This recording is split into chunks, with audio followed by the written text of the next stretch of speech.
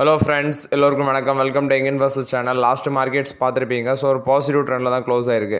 Nifty 129 points positive, 24,813 பாயிண்ட்ஸில் close ஆயிருக்கு. Sensex 410 points positive, 81,596 பாயிண்ட்ஸில் க்ளோஸ் ஆயிருக்கு.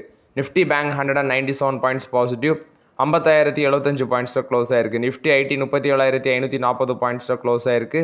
256 பாயிண்ட்ஸ் பாசிட்டிவ். 20ஆம் தேதி FIS டேட்டான்னு அப்டேட் பண்ணலை. 20ஆம் தேதி FIS 10,016 கோடிக்கு நெட் செல்லாஸாக இருந்திருக்காங்க. டிஐஸ் பார்த்தீங்கன்னா 6,738 கோடிக்கு நெட் பயாஸாக இருந்திருக்காங்க. 20ஆம் தேதி நான் மார்க்கெட் பார்க்கல, ஏன்னா வெக்கேஷனில் இருந்ததுனால கவனிக்க முடியல. ஸோ FIS 10,016 கோடிக்கு நெட் செல்லாஸாக இருந்திருக்காங்க. டிஐஸ் 6,738 கோடிக்கு நெட் பயாஸாக இருந்திருக்காங்க. 21ஆம் தேதி மார்க்கெட்டுக்கான FIS டேட்டா இன்னும் அப்டேட் ஆகலை NSEயோட வெப்சைட்டில். ஸோ ஃபஸ்ட்டு பார்த்தீங்கன்னா இண்டஸ்இண்ட் பேங்கோட ரிசல்ட்ஸ் வந்திருக்கு. அது போக சில அப்டேட்ஸும் வந்திருக்கு. இண்டஸ்இண்ட் பேங்கோட போர்டு பார்த்தீங்கன்னா சஸ்பெக்ட் பண்ணியிருக்காங்க எம்ப்ளாயிஸ் இந்த ஃப்ராட்ஸ், அதாவது லெண்டிங் அகேன்ஸ்ட் ஃப்ராடில் ஈடுபட்டிருக்காங்க. ஸோ ஃபினான்ஷியல் ரிப்போர்ட்டிங்கில் பார்த்தீங்கன்னா கிரிட்டிக்கல் அக்கௌண்டிங்கை ப்ராப்பராக இந்த எம்ப்ளாயிஸ் ஹேண்டில் பண்ணலை. ஸோ இதில் ஃப்ராட் நடந்திருக்கு அப்படின்னு சொல்லி இண்டஸ்இண்ட் பேங்க் தரப்பில் சொல்கிறாங்க. சில எம்ப்ளாயிஸ் இன்சைடர் ட்ரேடிங்கில் ஈடுபட்டிருக்கதாட்டு 3 நாளுக்கு முன்னாடியும் ஒரு நியூஸ் வந்துருந்துச்சு. இது போக இண்டஸ்இண்ட் பேங்க் பார்த்தீங்கன்னா புது CEO அப்பாயின்ட் பண்ணுறது ஜூன் 30ஆம் தேதிக்குள்ளே அது டீட்டெயில்ஸ் சப்மிட் பண்ண போகிறதாட்டும் ஒரு அப்டேட் ஷேர் பண்ணியிருக்கிறாங்க. ஜூன் 30ஆம் தேதிக்குள்ளே பார்த்தீங்கன்னா எல்லா இஷ்யூஸுமே ஐடென்டிஃபை பண்ணி அதை அட்ரஸ் பண்ணிவிட்டு, அது போக புது CEOக்கான நேம்ஸும் பார்த்தீங்கன்னா அடுத்தது சில ரோல்ஸுக்கு ஆஃபீஸர்ஸ் அப்பாயின்ட் பண்ணுறதுக்கும் நாங்கள் ஜூன் 30ஆம் தேதிக்குள்ளே கம்ப்ளீட் பண்ணோன்னு சொல்லி இண்டஸ்இண்ட் பேங்க் தரப்பில் அப்டேட் கொடுத்துருக்காங்க. நெக்ஸ்ட் இண்டஸ்இண்ட் பேங்கோட ரிசல்ட்ஸு 2,329 கோடிக்கு நெட் லாஸ் இந்த குவார்ட்டரில் போஸ்ட் பண்ணியிருக்காங்க. ஃபினான்ஷியல் 25ல் ஃபுல்லாக நீங்கள் ப்ராஃபிட் எடுத்து பார்த்தா கூட 71% ப்ராஃபிட் காலி. மோஸ்ட்லி எக்ஸ்பெக்ட் பண்ணதுனா 400 கோடி நெட் லாஸ் வரும் அப்படின்னு சொல்லி நிறைய பேர் எதிர்பார்த்தாங்க. பட் அதை விட பார்த்தீங்கன்னா நெட் லாஸ் பயங்கரமாக வந்திருக்குது. இன்ட்ரெஸ்ட் இன்கம் 13% விழுந்திருக்குன்னு சொல்கிறாங்க. ஸோ இது 10,634 கோடியாக இருக்குது. இது போக கிராஸ் NPA 3.13% இன்க்ரீஸ் ஆயிருக்கு. 2.25%லேருந்து 3.13% இன்க்ரீஸ் ஆயிருக்கு. நெட் NPA 0.68%லேருந்து 0.95% இன்க்ரீஸ் ஆயிருக்கு. ப்ரொவிஷன் கவரேஜ் ரேஷியோ 70% மேலே போயிருக்குது. ஸோ 3,885 கோடி இருந்துச்சு ப்ரீவியஸ் இயர் சேம் குவார்ட்டரில். இப்போ 7,136 கோடியாக வந்திருக்குது. இதில் பார்த்தீங்கன்னா பேங்க் தரப்பில் சொல்கிறது 1,269 கோடி அக்கௌண்டிங் இர்ரெகுலாரிட்டிஸ் நடந்திருக்கு அப்படின்னு சொல்லி பேங்க் தரப்பில் கன்ஃபார்ம் பண்ணியிருக்கிறாங்க இன்டர்னல் ஆடிட் டிபார்ட்மெண்ட் பண்ணதில். இது போக ஒரு 674 கோடி சொன்னது பார்த்தீங்கன்னா அந்த 674 கோடி மைக்ரோ ஃபினான்ஸ் இண்டஸ்ட்ரியில் நடந்த பிரச்சனை, அது இன்கரெக்ட்லி ரெக்கார்ட் பண்ணியிருக்காங்க இன்ட்ரெஸ்ட் இன்கம் அப்படின்னு சொல்லி. ஸோ அப்படி பார்த்தீங்கன்னா சில இஷ்யூஸ் அவங்க ஐடென்டிஃபை பண்ணுறாங்க. ஜூன் 30ஆம் தேதிக்கு உள்ள இந்த இஷ்யூஸை கிளியர் பண்ணோன்னு சொல்லி இண்டஸ்இண்ட் பேங்க் தரப்பில் அப்டேட் கொடுக்குறாங்க. இது போக இண்டஸ்இண்ட் பேங்க்கில் சில அப்டேட்ஸ் அப்படின்னு நீங்கள் பார்த்தீங்கன்னா அவங்களோட கேபிட்டல் அடிக்யூசி ரேஷியோ 16.24% இருக்குது. மெயினாக ப்ரொவிஷன் கவரேஜ் ரேஷியோ 70% இன்க்ரீஸ் ஆயிருக்கு. ஆவரேஜ் LCR 118% இருக்குது. 39,600 கோடியாக இருக்குது. லிக்விடிட்டி கவரேஜ் ரேஷியோன்னு சொல்லுவாங்க, அதான் LCRஆக மென்ஷன் பண்ணுறேன். பேலன்ஸ் ஷீட் பார்த்தீங்கன்னா ஹெல்த்தியாக தான் இருக்குன்னு சொல்கிறாங்க. ஸோ கேபிட்டல் அடிக்யூசி ரேஷியோ அதுக்கு 16.24% இருக்குது. ஆவரேஜ் LCR 139% இருக்குது அவங்களோட ஃபர்ஸ்ட் ஹாஃப் ஆஃப் த குவார்ட்டரில். இண்டஸ்இண்ட் பேங்க்கில் சில அப்டேட்ஸ் நீ பார்த்தீங்கன்னா அவங்களோட பிரான்ச்சஸ் இப்போ எவ்வளோ இருக்குன்னா distribution network 3,081 branches, banking outlets 3,027 onsite, off site ATM பார்த்தீங்கன்னா 2,984 ATMs வச்சுருக்கிறாங்க. ஸோ 41 மில்லியன் கிளைண்ட்ஸ் பார்த்தீங்கன்னா இருக்குது.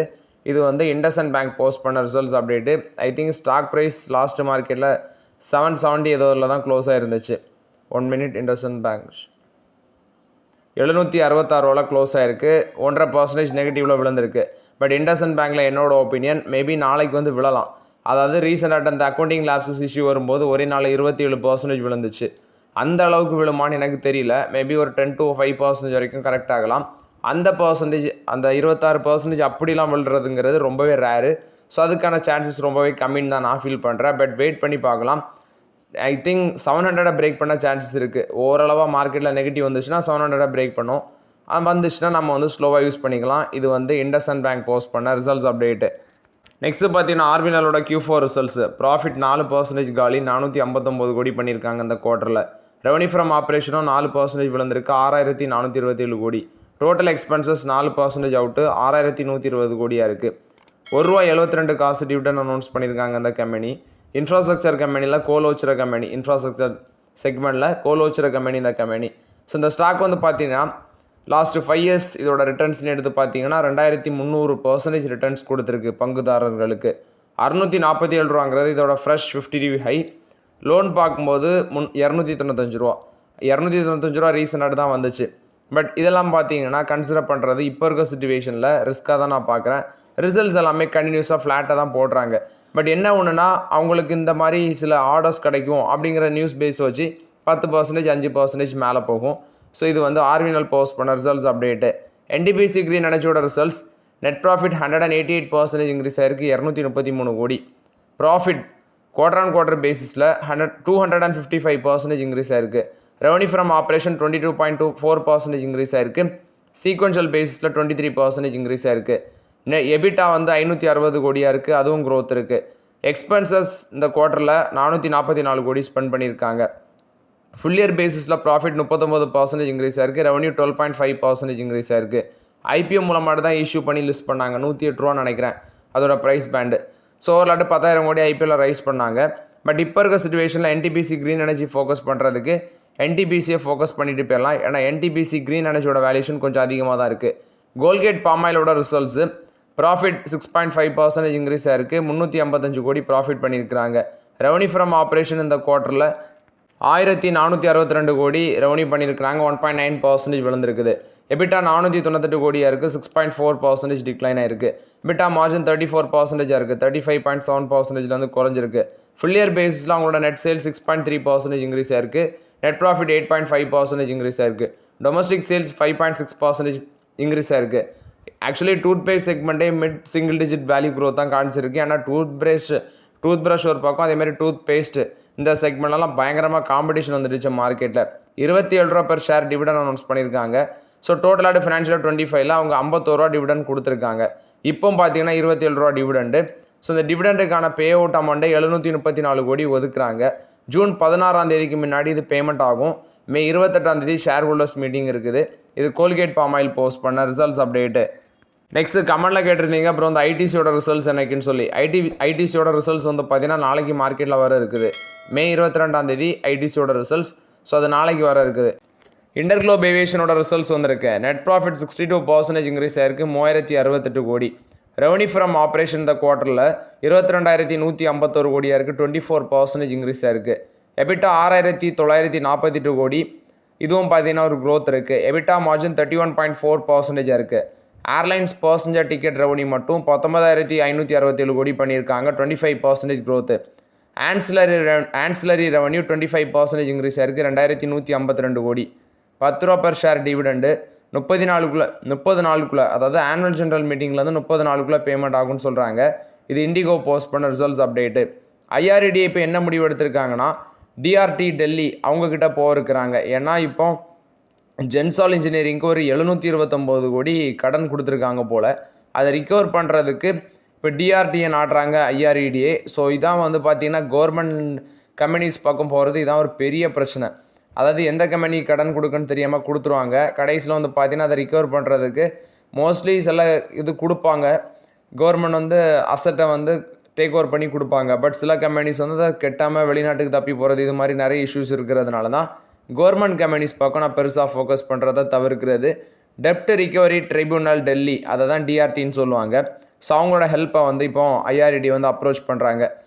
பவர் கிரிட் கொடுத்த அப்டேட்டு இவங்க கேபிட்டல் எக்ஸ்பெண்டிச்சருக்கு 2032 வரைக்கும் 3 லட்சம் கோடி மேலே, அதாவது 3,06,600 கோடி ஸ்பெண்ட் பண்ண போகிறதாட்ட அப்டேட் கொடுக்குறாங்க 2032 வரைக்கும். இது பவர் கிரிட் தான் அந்த அப்டேட்டை கொடுக்குறாங்க. ஸோ அது மட்டும் இல்லாமல் 1,54,680 கோடி வேல்யூவில் ப்ராஜெக்டில் வந்து பவர் கிரிட் இப்போதைக்கு ஈடுபட்டு இருக்கிறாங்க. நெக்ஸ்ட் வேர் எனர்ஜிஸ் பார்த்தீங்கன்னா உங்களுக்கு போர்டு அப்ரூவல் கொடுத்துருக்காங்க. இந்த கேம்நாத் டிரான்ஸ்ஃபார்மர்ஸை வந்து 293 கோடிக்கு அக்யூசிஷன் பண்ணுறதுக்கு. இது வந்து பார்த்தீங்கன்னா வேர் எனர்ஜிஸை பொறுத்த வரைக்கும் update. Suzuki motor cycle India வந்து பார்த்தீங்கன்னா 1,200 கோடி வேல்யூவில் மேனுஃபேக்சரிங் பிளான் வந்து ஹரியானாவில் செட்டப் பண்ண போகிறதாட்ட அப்டேட் கொடுக்குறாங்க.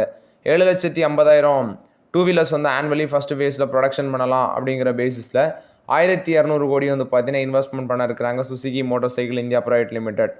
அடுத்து பார்த்தீங்கன்னா ஹோண்டா வந்து 13 ஹைப்ரிட் மாடல்ஸ் 2030 லான்ச் பண்ண போகிறாங்க.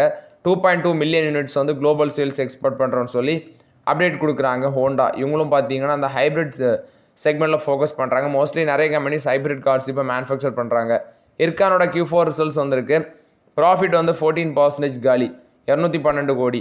ரெவன்யூ ஃப்ரம் ஆப்ரேஷன் இந்த குவார்ட்டரில் 10% காலி 3412 கோடி.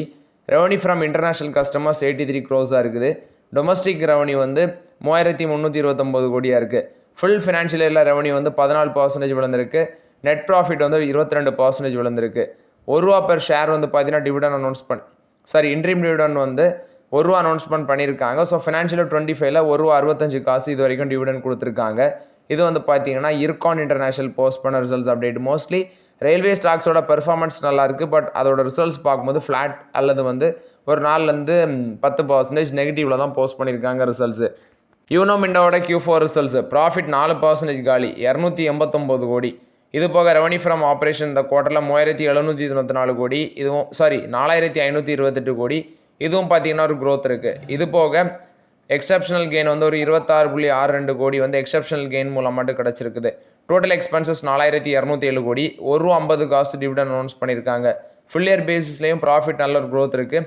ரெவன்யூவும் பார்த்தீங்கன்னா ஃபுல் இயர் பேசிஸில் கம்பேர் பண்ணி பார்க்கும்போது க்ரோத் இருக்குது. ஸோ ஆனுவல் க்ரோத் வந்து ஃபுல் இயர் ரெவன்யூ 20% வளர்ச்சி அடைஞ்சிருக்கு. ஸோ கண்டினியூஸாக நாங்கள் ஒரு நல்ல க்ரோத் போஸ்ட் பண்ணோன்னு சொல்கிறாங்க. பட் ப்ராஃபிட் 4% காலியாக இருக்குது. இது யூனோ மிண்டோ போஸ்ட் பண்ண ரிசல்ட்ஸ் அப்டேட்டு. மேன்கைண்ட் ஃபார்மோட ரிசல்ட்ஸ் நெட் ப்ராஃபிட் 10% விழுந்திருக்கு. 477 கோடி பண்ணியிருக்கிறாங்க. ரெவன்யூ ஃப்ரம் ஆப்ரேஷன் 27.1% இன்க்ரீஸ் ஆயிருக்கு. 3079 கோடி. எபிட்டா மார்ஜின் 23.1% குறைஞ்சிருக்கு. 120 பேசிஸ் பாயிண்ட் விழுந்திருக்கு. நெட் டெப்ட் வந்து 5784 கோடியாக இருக்குது. நெட் டெப்ட் டு எபிட்டா வந்து 1.8 into அந்த ரேஞ்சில் இருக்குது. ஃபுல் இயர் பேசிஸில் ப்ராஃபிட் வந்து 3% மேலே இன்க்ரீஸ் ஆயிருக்கு. ரெவன்யூ 19% இன்க்ரீஸ் ஆயிருக்கு. எபிட்டா 130 பேசிஸ் பாயிண்ட் வந்து இம்ப்ரூவ் ஆயிருக்குன்னு சொல்கிறாங்க. ஸோ ஓவர்லாட்டு மேன்கைனோட ரெவன்யூ 27% இன்க்ரீஸ் ஆயிருக்குது. ஸோ இதில் வந்து பார்த்தீங்கன்னா domestic business 83% of the revenue contribute ஆகுது.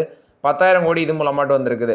10,000 கோடி ரீச் பண்ணியிருக்காங்க. 10,675 கோடி இதில் வந்திருக்குது. ஃபினான்ஷியல் 25ல் 13% இயர் ஆன் பேசிஸில் க்ரோத்து. ஃபினான்ஷியல் 25 Q4ல் டொமஸ்டிக் ரெவன்யூ 18.1% இருக்குது. 22,544 கோடி. மார்க்கெட் ஷேர் வந்து 4.4%லேருந்து 4.8% இன்க்ரீஸ் ஆயிருக்கு. பிஎஸ்வி அக்யூசிஷன் பண்ணாங்க. கைக்னோக்ளாஜி அதில் வந்து பார்த்தீங்கன்னா இவங்க வந்து லீடர்ஷிப் அதை மெயின்டைன் பண்ணுறாங்க. அந்த பிஎஸ்வி அக்யூசிஷன் பண்ணதுக்கப்புறம். ஸோ ஓவர்லாட் இது வந்து பார்த்தீங்கன்னா மேன்கைண்ட் ஃபார்மா போஸ்ட் பண்ண ரிசல்ட்ஸ் அப்டேட்டு. நெக்ஸ்ட் பார்த்தீங்கன்னா நசரா டெக்னாலஜிஸில் வந்து update. Competition commission of India approval கொடுத்துருக்காங்க. Action estates LLP, Plutus wealth management LLP, ஜுமனோ மானிட்டோ ஃபின்சால் பிரைவேட் லிமிடெட் இந்த 3 கம்பெனியுமே நசரா டெக்னாலஜிஸில் ஸ்டேக் அக்யூசிஷன் பண்ண போகிறதோட update. Majority of the stake. இது போக ஓப்பன் ஆஃபராக வரும் 26%. ஸோ நசரா டெக்னாலஜிஸோட அந்த கண்ட்ரோல் பவர் வந்து பார்த்தீங்கன்னா இனி கை மாற சான்சஸ் இருக்குது. இது நசரா டெக்னாலஜிஸை பொறுத்த வரைக்கும் update. So okay friends, actually இந்த வீடியோவில் சில இம்பார்ட்டன்ட் அப்டேட்ஸ் எல்லாமே டிஸ்கஸ் பண்ணோம். அந்த வீடியோ உங்களுக்கு பயனுள்ளதாக இருந்துச்சுன்னா லைக் பண்ணுங்கள், சப்ஸ்கிரைப் பண்ணுங்கள், கமெண்ட் பண்ணுங்கள். Okay friends, thank you.